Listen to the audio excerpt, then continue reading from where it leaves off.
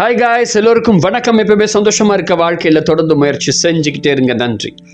இன்னைக்கு நம்ம பார்க்க போற ஒரு பதிவு என்னன்னா, அதாவது சிவனை உணர்வதற்கு நமக்குள் இருக்கும் சிவனை உணர்வதற்கு எப்படி அப்படின்ற ஒரு விஷயத்தை இன்னைக்கு பார்க்க போறோம். அதாவது நமக்குள்ள இருக்கக்கூடிய மூலாதாரம் மூலாதாரத்திலிருந்து நம்முடைய சகஸ்காரம் வரைக்கும் இருக்கக்கூடிய ஒவ்வொரு இடத்தையும் சிவமந்திரத்தை உச்சரிக்கும் போது நமக்குள்ள அதிபயங்கர ஆற்றல்களை உணர முடியும் அப்படின்னு நம்முடைய சிவ தத்துவங்கள் சொல்லியிருக்காங்க. சிவ தத்துவங்கள்ல அது மட்டும் இல்லை, இந்த மந்திரத்தை நம்ம தொடர்ந்து செய்துட்டு வந்தோம் அப்படின்னா ஞான நிலையை அடையலாம். உதாரணம், ஞான நிலையை அடையலாம், ஞானத்தையே அடையலாம்.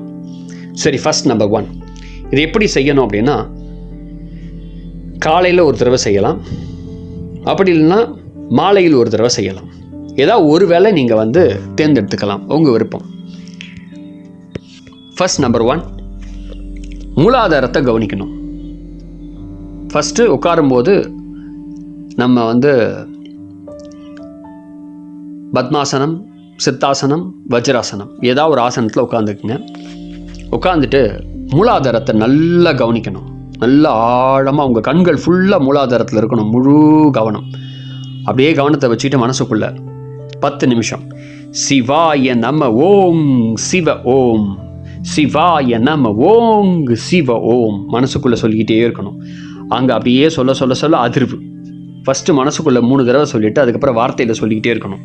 அதான் முக்கியம். நம்முடைய வாய் விட்டு சொல்லணும்.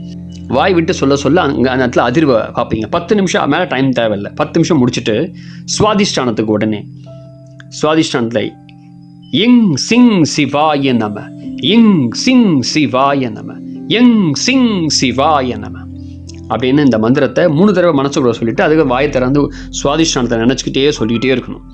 10 நிமிஷம் கழிச்சு மணிப்பூரகத்தில் சிங் ஐயும் ஸ்வாஹா, சிங் ஐயும் ஸ்வாஹா அப்படின்னு மணிப்பூரகத்தை நம்ம நினச்சிக்கிட்டு 10 நிமிஷம் உள்ள மனசுக்குள்ள 3 தடவை சொல்லிட்டு ஃபுல்லாக வெளியில் தொடர்ந்து செய்யணும் 10 நிமிஷம். அதுக்கு பிறகு மணிப்பூரகம் முடிஞ்ச பிறகு நம்முடைய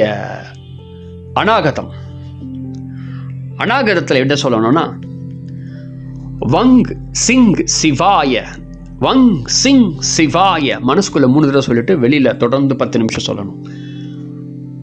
அதுக்கு பிறகு அநாகதம் முடிஞ்ச பிறகு விசுத்தி. இந்த விசுத்தி கிட்ட எப்படி சொல்லணும் அப்படின்னா, உங் உங் சிவாய ஓம், உங் உங் சிவாய ஓம் அப்படின்னு தொடர்ந்து உச்சரிக்கணும். விசுத்திக்கு முடிச்ச பிறகு நாம அதுக்கு பிறகு ஆக்ஞை சக்கரத்துக்கு வரணும். அதாவது பூர்வ மத்தி.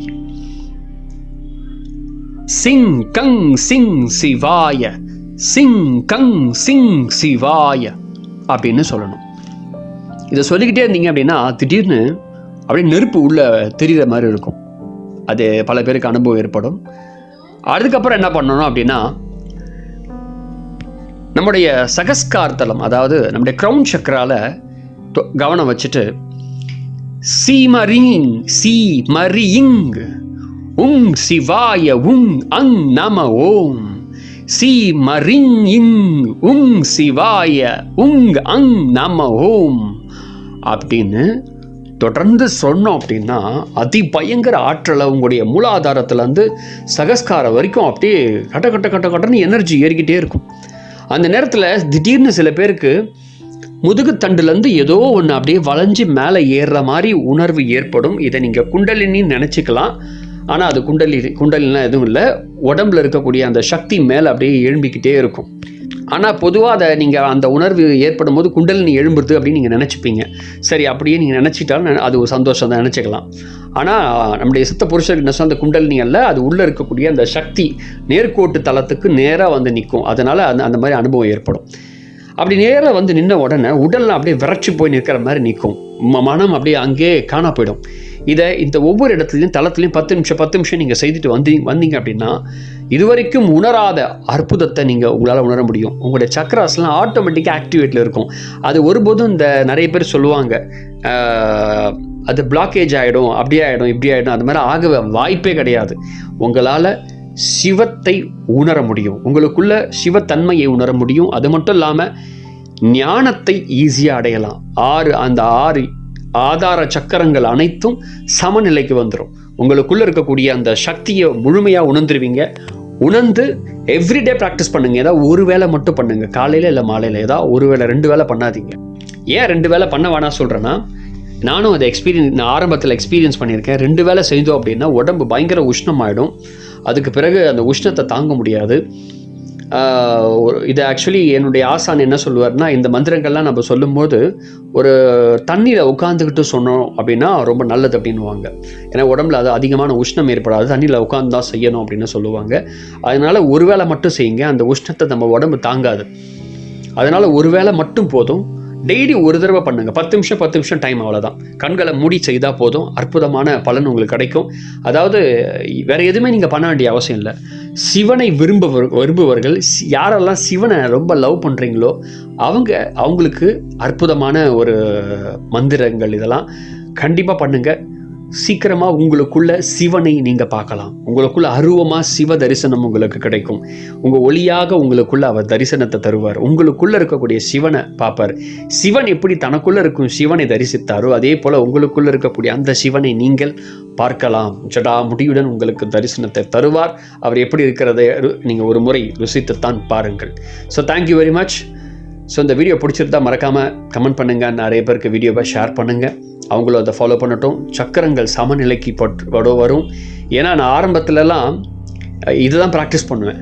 அப்போ உடம்பு நேர்கோட்டில் இருக்கும். நம்ம உடம்புல இருக்கக்கூடிய, அதாவது இந்த ஒவ்வொரு சக்கரங்கள் ஏதாவது ஒரு பாதிப்படைஞ்சுன்னா நம்ம உடம்புல நோய் வர ஆரம்பிச்சிடும். ஆனால் இதை நீங்கள் செய்தீங்கன்னா ஒருபோதும் எதுவும் வராது. உடம்பு ஆரோக்கியமாக இருக்கும், மனம் ஆரோக்கியமாக இருக்கும், தெளிவாக இருக்கும். ஏன்னா இதை நீங்கள் செய்யும்போது பொறுமையாக செய்யுங்க. மந்திரத்தை சொல்லும்போது திடீர்னு அந்த உடம்பு அந்த வைப்ரேஷன் அதிகமாக வரும். வார்த்தைகள் மந்திரங்கள் ரொம்ப அப்படியே ஹெவியாக சொல்கிற மாதிரி இருக்கும். அது மேலே வேணால் பொறுமையாக சொல்லிக்கிட்டே வாங்க. வார்த்தையை மட்டும் பயன்படுத்துங்க போதும். அற்புதமான அனுபவத்தை பெறுவீர்கள். சீக்கிரமாக ஞானத்தை உணர்வீர்கள். ஞான அடைதலை உங்களுக்குள்ளே கொண்டு வரும். முயற்சி செய்து பாருங்கள். மிக்க நன்றி. அடுத்த பதிவில் வேறு ஒரு தகவலை உங்களோட கூட நான் பகிர்ந்துக்கிறேன். நன்றி. ஃபர்ஸ்ட் டைம் வீடியோ பார்க்குறீங்கன்னா மறக்காமல் வீடியோவை சப்ஸ்கிரைப் பண்ணுங்கள். நிறைய பேருக்கு வீடியோவை ஷேர் பண்ணுங்கள். மறக்காமல் கமெண்ட் பண்ணுங்கள். அண்ட் பிளேலிஸ்ட்டில் போய் என்னுடைய வீடியோஸ்லாம் பார்த்தீங்கன்னா மந்திரம் அப்படின்னு பிளேலிஸ்ட்டில் இருக்கும். அதில் நிறைய மந்திரங்களை குறித்ததான விஷயங்களை பற்றி போட்டிருக்கேன். என்னோடய அனுபவத்தையும் போட்டிருக்கேன். நீங்கள் ஃபாலோ பண்ணிங்கன்னா ரொம்ப யூஸ்ஃபுல்லாக இருக்கும். நன்றி.